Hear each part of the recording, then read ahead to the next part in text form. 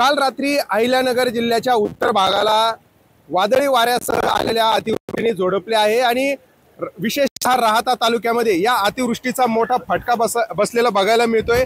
आपण आता नगर मनमाड महामार्गालगत आहोत आणि हा महामार्ग जो आहे तो अशा पद्धतीने या महामार्गावरूनच पाणी वाहत असल्याने महामार्ग वाहतुकीसाठी बंद करण्यात आलेला आहे। खरं तर शिर्डी आणि शनी शिंगणापूरला जोडणारा हा नगर मनमाड महामार्ग आहे, मात्र अतिवृष्टीचा फटका इथल्या साई भक्तांना देखील आता बसताना बघायला मिळतोय। तर सकाळी सकाळी जे नागरिक कामावरती जातात त्यांची वाहतूक देखील ठप्प झालेली आहे।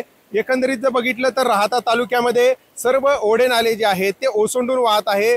पूर सदृश्य परिस्थिती जी आहे ती राहाता आणि शिर्डी शहरासह ग्रामीण भागामध्ये देखील निर्माण झालेली आहे। मोठ्या प्रमाणामध्ये शेती जी आहे ती पाण्याखाली गेलेली आहे, त्यामुळे जनजीवन विस्कळीत झालेलं आहे आणि नागरिकांना मोठ्या अडचणींचा सामना या ठिकाणी करावा लागतोय।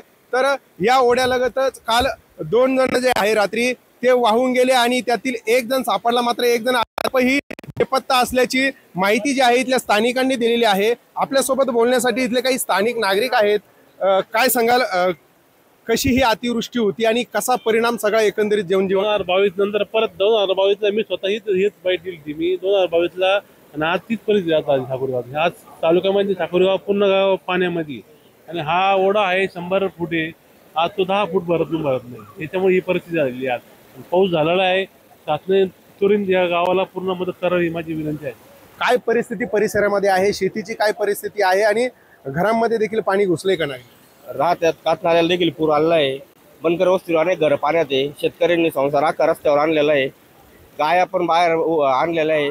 अनेक जणांना वाचवण्यात यश चाललं आहे, पण तरी शासनाच्या अजून एकही अधिकारी ते फिरकलेला नाही। तुम्ही काय सांगाल, अशा पद्धतीचा पाऊस पूर्वी झाला होता आणि काय फटका नेमका इथल्या नागरिकांना बसलाय? 2022 ला अशा पद्धतीचा पाऊस झाला होता, त्यावेळेस अशी पूर परिस्थिती झाली होती। त्यानंतर आता ही पूर परिस्थिती झालेली आहे। सायंकाळी 6 वाजेपासून तर सकाळी 7 वाजेपर्यंत हा पाऊस चालू होता। संपूर्ण शेतकऱ्याला खूप या पावसाचा फटका बसलेला आहे।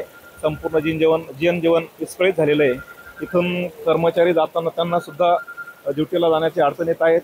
मी सर्व कर्मचारी नागरिकांना आवाहन करेन की अशा पूर परिस्थितीत आपण कुठेही बाहेर न पडता आहे त्या सुरक्षित ठिकाणी थांबावं। आपल्या माध्यमातून मी त्यांना अशी विनंती करतो। निश्चित बघितलं तर अशा पद्धतीने या अतिवृष्टीचा फटका जो आहे तो उत्तरनगर जिल्ह्याला बसलेला आहे आणि पुढील 3 दिवस देखील प्रशासनाने या ठिकाणी अलर्ट दिलेला आहे। त्यामुळे आणखी पाऊस झाला तर आणखी परिसराची दाणादाण उडू शकते, त्यामुळे नागरिकांनी देखील काळजी घेण्याचं आवाहन जे आहे ते प्रशासनाने केलेलं आहे। सचिन बनसोडे, साम टीव्ही न्यूज, शिर्डी, अहिल्यानगर।